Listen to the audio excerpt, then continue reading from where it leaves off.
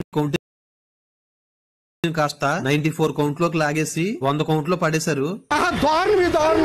ఇంకా మ్యాటర్ లోకి వస్తే ప్రతిసారి కల్చర్ లో మన చెరువులో ఉన్న రొయ్యలకు ఓన్లీ ఫీడ్ ఒకటే ఇచ్చేవాళ్ళము. బట్ ఈ కల్చర్ లో స్పెర్లినా అనే ఒక ఫౌడర్ ని ఫీడ్ లో కలిపి ఇవ్వడం వల్ల గ్రోత్ అయితే చాలా ఎర్లీగా వచ్చిందండి. ఈ స్పెర్లినా అంటే ఏదో అనుకున్నారేమో, నాచ్ అండి. మన చెరువులో ఇంకా కాలువల్లో పెరిగే నాచ్ అయితే కాదు. ఈ స్పెర్లినాను సెపరేట్ గా ఫార్మింగ్ చేసి వచ్చిన నాచ్ ను డ్రై చేసి ఆ రా పౌడర్ ను యాక్వా ఫార్మర్స్ కి సేల్ చేస్తున్నారు. ఇంకా ఈ స్పెర్లినా వాడటం వల్ల యూజెస్ ఏంటంటే, ఈ స్పెర్లినాలో సుమారుగా 60% of natural high protein content ఉంటుందంట. సో మన చెరువులో ఉన్న రొయ్యలకు ఏమైనా వైరస్ అటాక్ చేసినా కూడా ఆ వైరస్ నుండి తట్టుకుని ఈజీగా రికవర్ అవుతాయి అండ్ గ్రోత్ కూడా బాగుంటదండి. సో మేమైతే డైలీ ఇచ్చి ఫీడ్ లో 1 kg కు 6 grams ఆఫ్ స్పెర్లినా పౌడర్ ను యాడ్ చేసి ఇచ్చాము. గ్రోత్ అయితే ఎక్స్ట్రాడినరీ అనిపించిందండి. బట్ క్లైమేట్ చేంజ్ వల్ల కొన్ని డెడ్ పీసులు వస్తున్నాయని పట్టేశాము. ఇంకా మెయిన్ గా మన చెరువులో ఉన్న రొయ్యలకు 100 కౌంట్ వచ్చే వరకు కూడా ఇమ్యూనిటీ సిస్టమ్ అనేది చాలా వీక్ ఉంటదండి. 100 కౌంట్ తర్వాత నుండి రొయ్య సైజు పెరుగుతుంది కాబట్టి ఆటోమేటిక్ గా ఇమ్యూనిటీ అనేది ఓన్ గా బిల్డ్ చేసుకుంటాయి. సో అందుకని మేమైతే 100 కౌంట్ వచ్చే వరకు కూడా